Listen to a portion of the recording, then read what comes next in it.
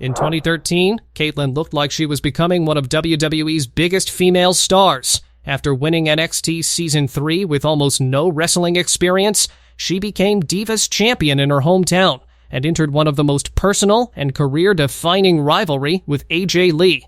Kaitlyn had the strength, charisma, popularity, and athleticism to remain a major part of WWE's women's division for years. Yet less than a year after losing the championship, at just 27 years old, she suddenly walked away from the company. There was no major scandal, no career-ending injury, and WWE didn't fire her. So, what really happened to Kaitlyn? Why did one of WWE's most promising rising stars disappear right when she had everything to gain? Let's find out. Before she became Kaitlyn, Celeste Bonin came from competitive fitness and bodybuilding. Professional wrestling was not something she had spent years preparing for. She signed with WWE in 2010 and reported to Florida Championship Wrestling with almost no wrestling experience. Under normal circumstances, that should have meant months of training before she ever appeared on national television.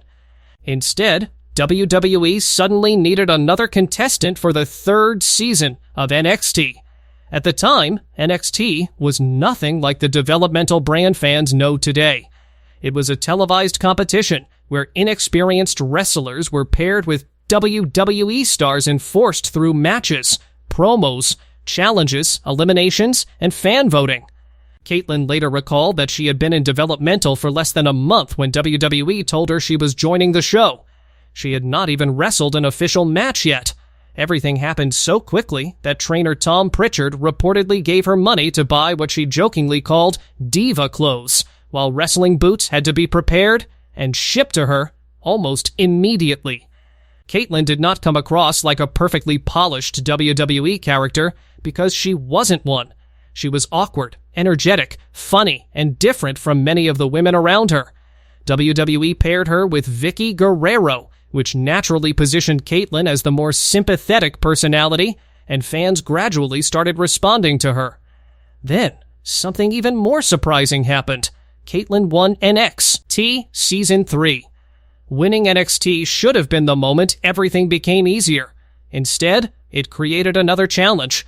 Kaitlyn's wrestling education would no longer happen quietly in developmental. She would now be expected to improve while already appearing on WWE television.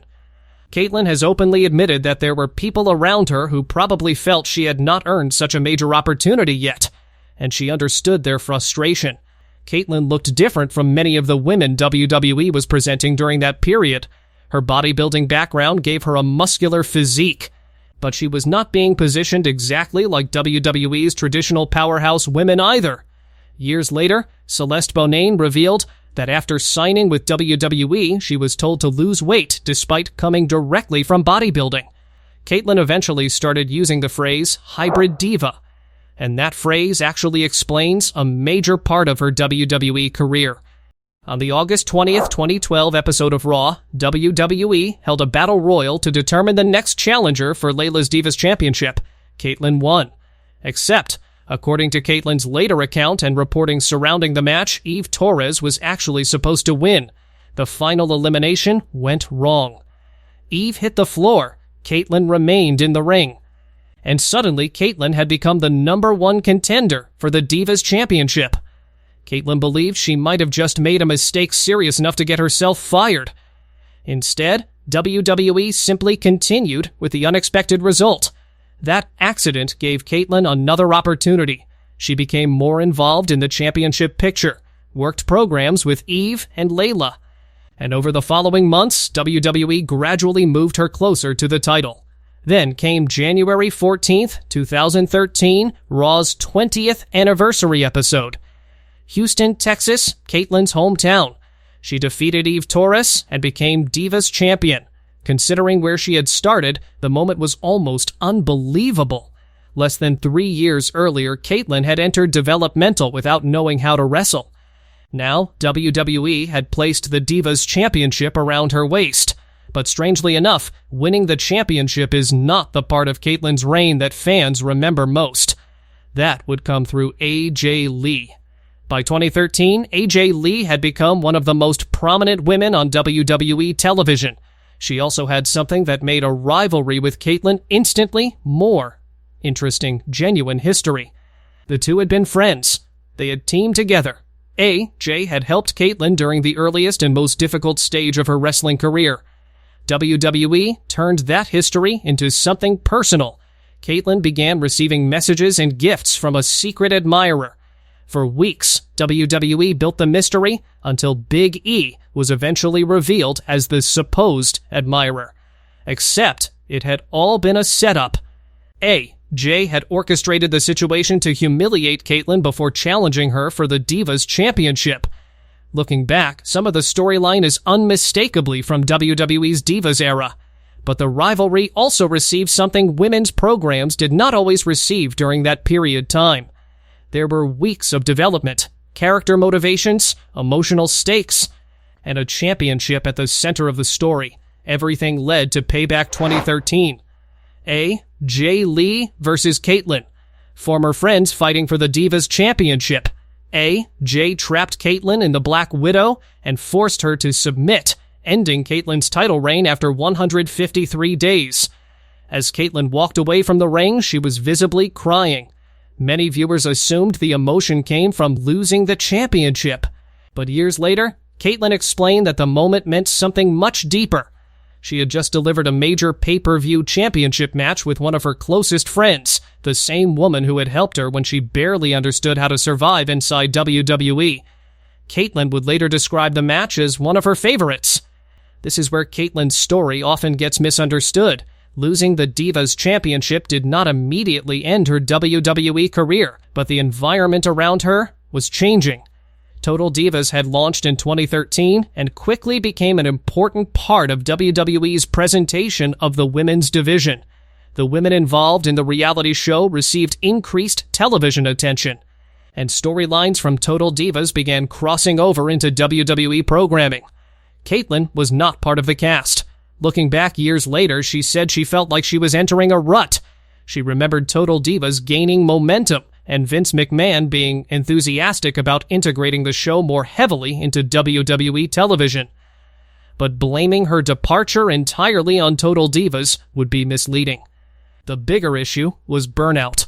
Kaitlyn had spent almost her entire wrestling career trying to catch up. She had entered television before she was ready. She had learned matches, promos, travel, and WWE politics at the same time. By late 2013, she was also preparing to get married and developing ideas for a fitness apparel company. Then, one particularly frustrating travel day pushed everything over the edge. Kaitlyn later recalled flying into Baltimore during terrible weather, enduring an exhausting journey to television, and eventually discovering that she was not even booked for the show. For someone already questioning whether she wanted to continue living WWE's schedule, that apparently became the final push she needed. She went to talent relations and requested her release. WWE reportedly told her to think about it overnight. She did, and the next day, she still wanted to leave. On January 8, 2014, WWE officially announced that Kaitlyn was no longer under contract and confirmed that she had chosen to pursue other opportunities. Her final WWE match aired that same night on Main Event, and there was really only one opponent who made sense: AJ Lee. After WWE, Bonin threw herself into fitness, launching her clothing brand Celeste Bonin. But she's also been open about a darker stretch addiction, medical detox, a struggling marriage, divorce, heavy drinking. By 2017, unexpectedly, wrestling came back. Completely differently this time. No cameras, no championship, no millions watching every mistake. In February 2018, she returned to competition against Rochelle Ellering.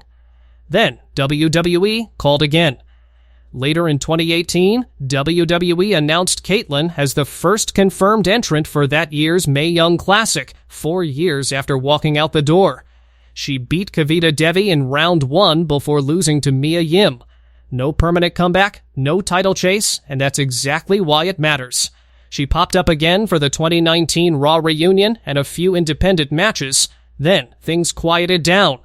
As of 2026, Celeste Bonin is approaching 40 and says she's in a stronger place, physically and mentally, than during her original run.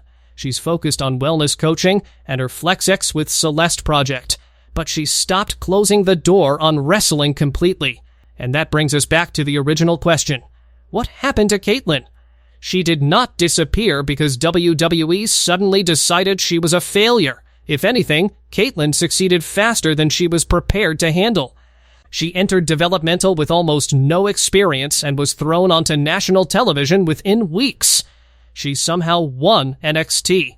An accidental Battle Royal victory helped move her toward the championship scene. She became Divas Champion in her hometown and eventually produced the defining rivalry of her career with AJ Lee. But underneath those achievements was someone who constantly felt like she was trying to catch up. By the time Kaitlyn had finally become experienced enough to look comfortable in WWE, Celeste Bonin had already reached the point where she wanted something different from her life. So she left. And with AJ Lee back in the picture, would you want to see them settle that one last time? Drop your answer below and subscribe for more deep dives into what really happened to WWE's most overlooked stars.